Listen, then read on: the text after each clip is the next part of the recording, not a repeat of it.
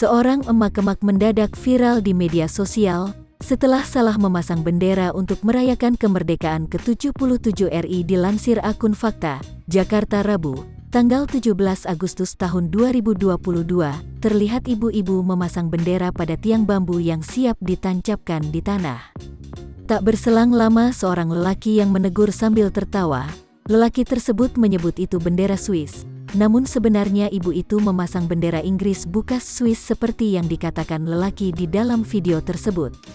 Setelah ditegur si ibu ikut tertawa, dia pikir bagus lantaran sama-sama berwarna merah putih. Terlihat dari caption video kejadian tersebut terjadi di perkebunan tebu, Tulang Bawang Barat, Lampung.